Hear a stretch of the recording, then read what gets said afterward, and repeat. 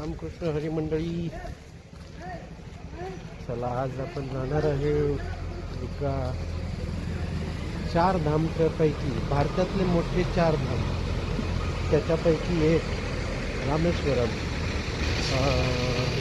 तर रामेश्वरमला चाललो आहे दर्शनाला. शनिवार रविवार सुट्टी आपल्याला उद्या.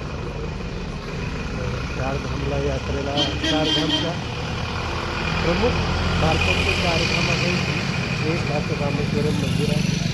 आणि जर टाईम ॲडजस्ट झाला तर मग आपण मदुराईला बी जाणार आहे. मदुराई मीनाक्षी टेम्पलचे 800 वर्षापूर्वी जुनं आहे. आणि रामेश्वरमचा इतिहास, रामेश्वर मंदिराचा इतिहास तर तुम्हाला माहीत असेल, पण मी परत एकदा सांगतो की जेव्हा राम रावणाचा वध करून आले होते तर त्यांनी पश्चाताप म्हणून तिथं सीतेने वाळूची पिंड तयार केली. आणि रामकृष्ण हरी मंडळी, हे बघा सोमेश्वरम टेम्पल. आत्ताच आपलं दर्शन झालं आहे. खूप छान दर्शन झालं, जास्त काही गर्दी नव्हती. सुंदर असं दर्शन झालेलं आहे आपलं. रामेश्वरम ज्योतिर्लिंगपैकी एक आहे, 12 ज्योतिर्लिंगपैकी एक ज्योतिर्लिंग आहे. आणि ह्या ज्योतिर्लिंगपैकी वैशिष्ट्य म्हणजे स्वतः रामाने जेव्हा लंकाला जायचं होतं तेव्हा पूजा करायची होती शंकराची, आणि स्वतःच्या हाताने बनवलेलं लिंग आहे वाळूचं. त्या टायमाला वाळूचं होतं, त्याने पाहिलं जवळून छान असं आतमध्ये दिव्यांची लाईट आहे. नॅचरल लाईट नाही, नैसर्गिक लाईट नाही, कृत्रिम लाईट नाही आहे, तर दिव्यांची लाईटमध्ये खूप छान दर्शन होतं आपल्याला. रामेश्वरम मंदिर जर हे आतमध्ये अलाउड नाही आपल्याला, तर वाटलं नाही हा नवा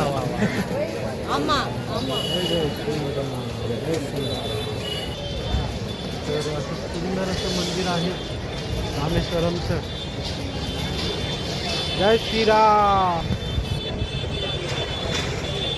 अशा प्रकारे मंदिर परिसर आहे. मागची साईड आहे. आपण बघा, खूप सुंदर असं मंदिर. हे बघा, छान सुंदर मंदिर.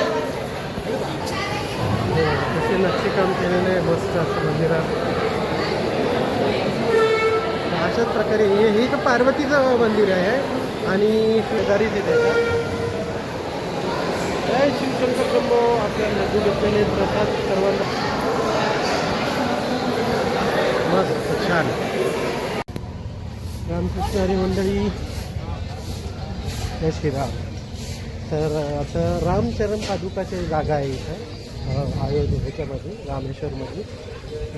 आपण कॅब हे केलेली आहे आपली ॲटो. ॲटो फेअर आपण शेअरमध्ये केलेला आहे. डायरेक्ट केलं तर 1500 रुपये तुम्हाला 7-8 मंदिर आहे, प्लस धनुष्यकोटी 16 किलोमीटर आहे.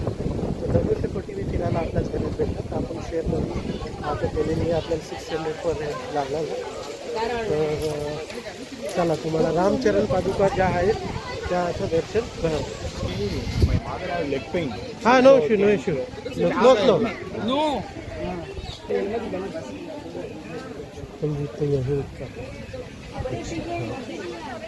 हे रामचरण पादुका भी आहे. हा रामाच्या पादुका आहे तिथं, त्याचं दर्शन करू आपण. सुंदर नजारा.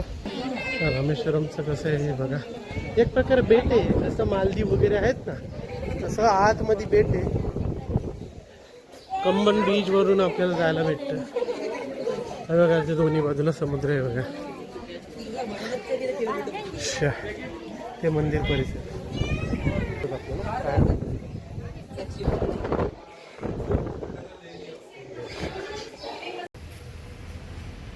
सुंदर रामाचं मंदिर आहे. वा, छान छान परिसर बघा किती छान आहे. साऊथचे मंदिरच बघा. इथं बघा तुम्हाला कळस दिसेल दर्शन कसं होईल. मस्त फोटो आले. छान असं राम मंदिर आहे. रामाचं दर्शन करू नंतर मग भगवान को फोटो लेना मना है. चला,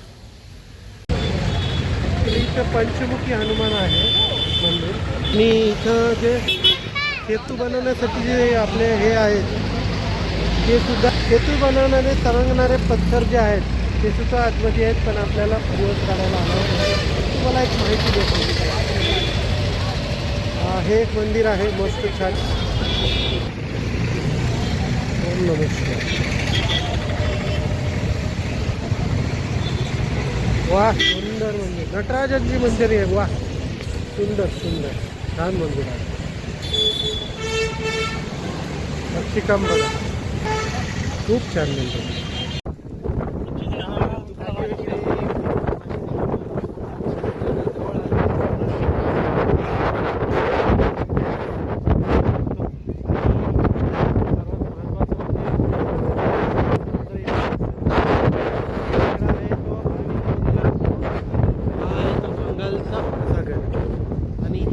जागा धनुष्यकोटी म्हणून प्रसिद्ध आहे. रामेश्वरम भारताचं शेवटचं टोक. इथून जर सरळ चालत गेला माणूस किंवा बोटीने गेला तर बराबर 18 किलोमीटरवर आपल्याला श्रीलंका लागतं. तर अशी छोटीशी माहिती आहे धनुष्यकोटीबद्दलची. तर बघा इकडचा शांत आहे बघा समुद्र. हा बंगालचा उपसागर आणि थोडासा कवळलेला दिसतोय हा बघा इकडच्या साईडला आरबी. आणि या दोघांचा संगम झालेला आहे याच ठिकाणी. दोन समुद्र, जसा नद्यांचे संगम होतो त्याचप्रमाणे समुद्राचा बी संगम या ठिकाणी आपल्याला पाहायला भेटतो.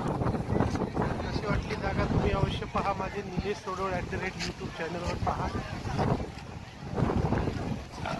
लाईक करा, शेअर करा, सबस्क्राईब करा. वेगवेगळं झालं बघा भारताचं आपलं चिन्ह आहे, सीमाचं चिन्ह आहे इथं. आणि खरंच किती प्रकारे बघा इथं किती शांत आहे.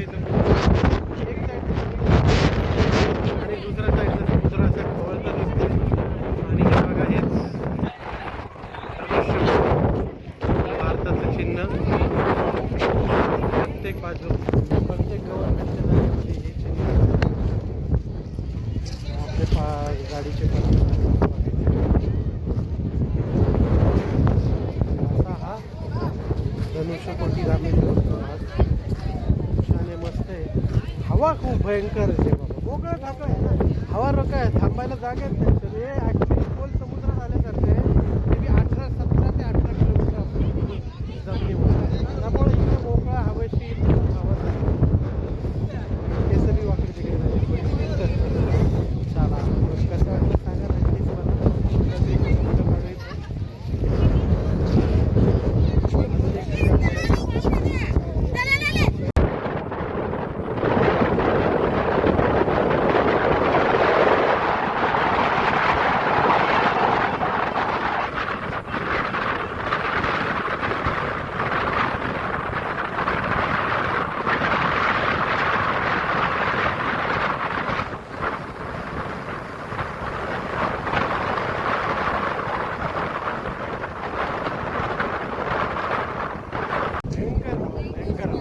हवा खूपच छान आहे.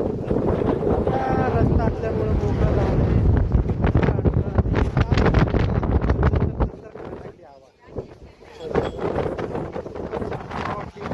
तुम्ही एक छोटासा व्हिडिओ करा बघा. मी बोललेलं तुम्हाला बिलकुल ऐकायला येणार नाहीये, कारण हवा तशी भयंकर हवा आहे.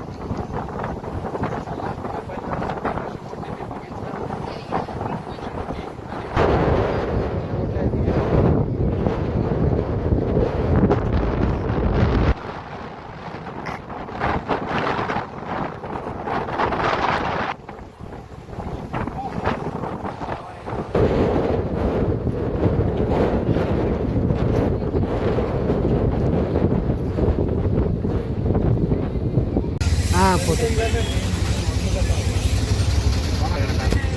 हीच ती जागा होती पहिली 1964 साली.